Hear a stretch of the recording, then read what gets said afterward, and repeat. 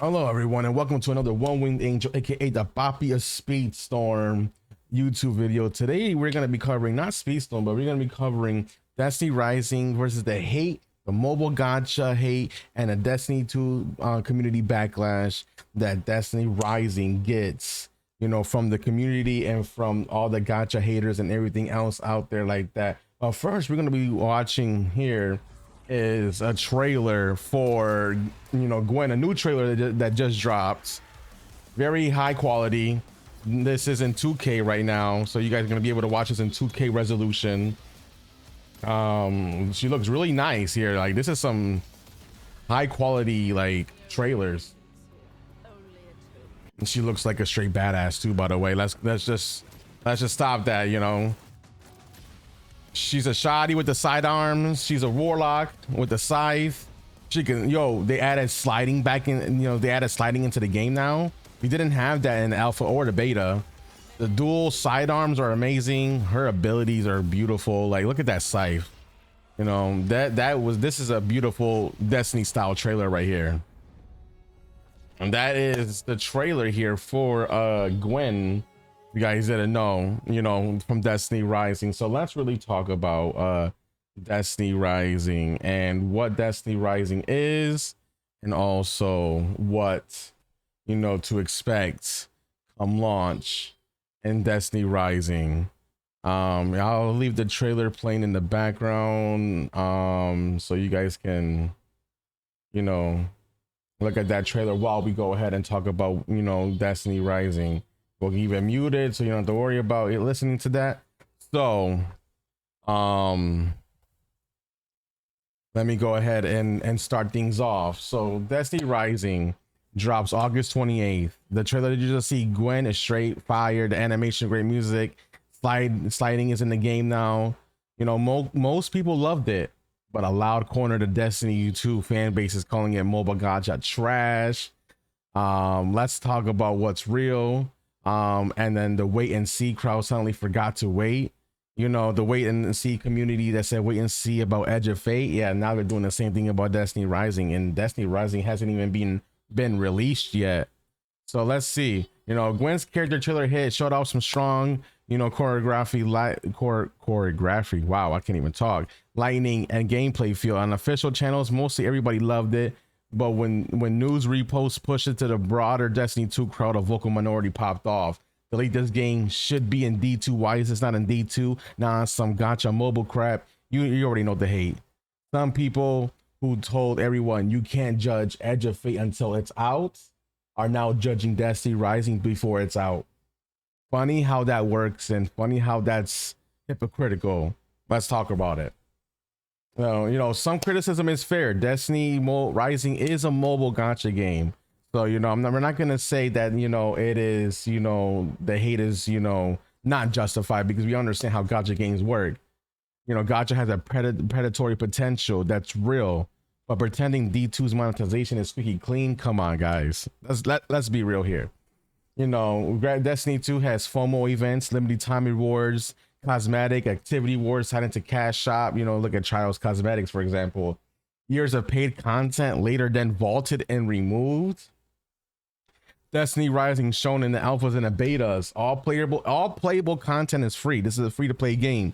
That's all story, raids, destination strikes, PvP, sparrow racing, and other modes that are in the game are all playable, free. You don't got to pay for that. Monetization, you know, it's cosmetics, the character gacha, you know, they get the characters in the game, the battle pass, and then obviously there's some shop bundles. Now, the biggest concern that we've seen in the beta is the black market system. The status is still unclear about that because we were still in a beta, but the stuff that was offered in the black market, you know, it comes to great concern, you know, when it comes to, you know, the gacha system. If you hate gachas on principle, that's fine, but don't pretend D2 hasn't been on the most aggressive AAA monetizer for years. Then conversation has to be honest on both sides. You can't criticize one game and not criticize the other. You know what I'm saying? Now, release date August 28th. It launches on mobile, but it works on PC via an emulator. More on that in a second. Pre-built characters instead of build your own guardian like in Destiny 2. You know, in Destiny Rising, for example, Gwen, she's a Void Scythe super. She has shotguns and dual sidearms only. That's the only thing. Well, not really only dual sidearms, just sidearms, but the exotic will give you the dual sidearms. Another Warlock style archetype, Tan 2. Another character leans into the Radiant style Warlock support super. And then he uses scouts and snipers as his kit. And that's the only thing that you can use on them is a scout and a sniper. You're picking defined loadout identities and pushing them deeper, not sliding any weapon on anyone. So, you know, that will be different. And from what I've played, you know, it's phenomenal. One of my favorite characters is Estella. I love pet minion summoner type builds, and Estella is just that. So, and she's also a warlock master race right here. Sorry, had to say that out right now. You know, I love my warlocks, but Estella is probably going to be my main in this game, aside from maybe Tan 2, because he just melts bosses. Let's be honest with the Izanagi's burden. Progression and builds, you know, you got team level. No, this is something that came out recently in the Chinese beta. It wasn't a thing in the alpha or the beta, but now in the Chinese beta, team level replaces individual character leveling. That's actually big. That goes to show you NetEase is really trying really hard to really make this game, you know, friendly on all aspects. You know, the hardcore player base and the casual player base, because we had to level up our characters individually. The power now is in the Chinese beta, you know, it's universal. So if you unlock a new character, you can just hop in with that new character and do the content that you've been doing on your main character, because the level, you know, is basically, you know, tied to the account now. New characters scale to your account, so you can swap and experiment right away. Artifacts work like the 2 and 4-piece set bonuses that you guys are accustomed to in Destiny 2. Your main build lever. Expect best in slot metas per character with room to tweak with the 2 to 4-piece set bonuses. And you guys seen that, you know, on the alpha and the betas that we played. Activities, the usual PvP strikes, raids, exploration, explorable destinations. The wish list stuff. This is the stuff that people in the Destiny universe have been asking for on Destiny 2 to bring it back. You know, we got Sparrow Racing. Yes, Sparrow Racing is in this game. I know you guys asked for it in Destiny 2. Destiny Rising said we're gonna give you Sparrow Racing right out the gate. You know, they got clan housing, and you have clan housing. A card game. How can I forget about the card game with the drifter flavor? You know what I'm saying? You have a card game in this game. Sparrow Racing. I believe in the beta there was fishing. No, there was so much in this game content wise that, you know, not a lot of people, you know, truthfully got to really enjoy or really got to see or even like you know, tested, you know, before they started judging this game. There's a lot of good stuff in this game already. You know, now the story, I believe the story is pre-Destiny 1 era, but like in a alternate timeline, I believe it's what it is. So it's not feeding into the D1, D2's timeline, but you still get the familiar faces and also brand new threats. Like they even got giant mechs in here. That's crazy. Shoot, they got baby Amakara. Like you know, they go deeper into the 9, you know, like there's a lot of things here that, you know, we didn't get in Destiny 1 and 2. So that's actually a, you know, another great thing about Rising. So the pitch is tighter hero identities, faster swapping, more modes, including things that D2 communities asked for forever. You're getting it in Destiny Rising. Now the gacha mechanics, you know, let's really talk about that, because gacha mechanics is probably the biggest turnoff to everybody in this game. You know, now the gacha mechanics in this game based off the latest betas. You know, you get 2 banners, a standard banner, you know, first 50 draws discounted, 20% guaranteed 1 mythic within 30 for new players. At 180 draws, you can choose 1 mythic from the standard pool, 1 time, early progression perk. Now for the limited banners, these are for you know, like the Gwens and the Estellas of the group, you know, the limited mythic characters. Those will give you a guaranteed 1 mythic within 60 draws, and the only way to get those is through the limited banners. So those you earn those differently and separately from the standard banners. So, I just want y'all to, know about that as well. Now the dupes, you do get duplicates in here, and the duplicates are, you get Fortuna crystals, so you can enhance the talent nodes on mythics. The classic gacha duping, the power spike if you chase constellations dupes. Weapons are earned by playing, so strikes, PvP, raids. It's not gacha, but weapons are character restricted. Don't buy an exotic for a character who can't use it. So don't buy, or don't get an Izanagi's burden if you don't got a Tantu or somebody that can use the sniper rifle. Free to play reality, guys.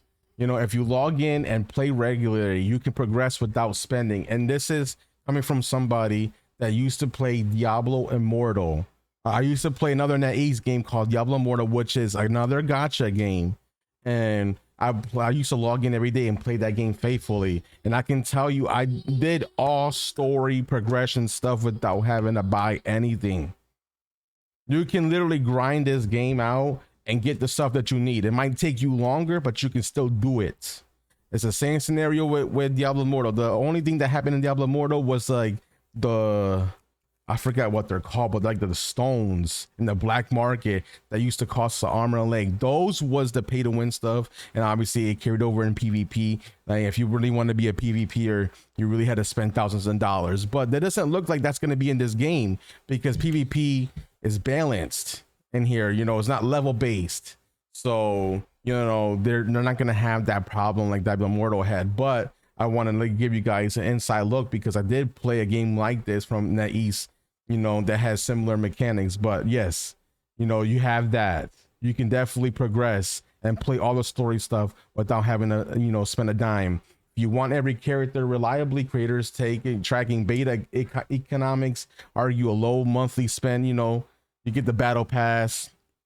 You can slowly, get everything from that, and that's still far less than a yearly D2 expansion and seasonal passes. Your wallet, your choice. If you don't want to spend, don't spend. You can still play the game and enjoy it without spending.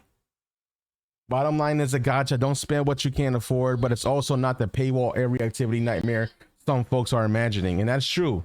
That is true. Now, there's also mentality. It's a mobile game. It's going to be mid.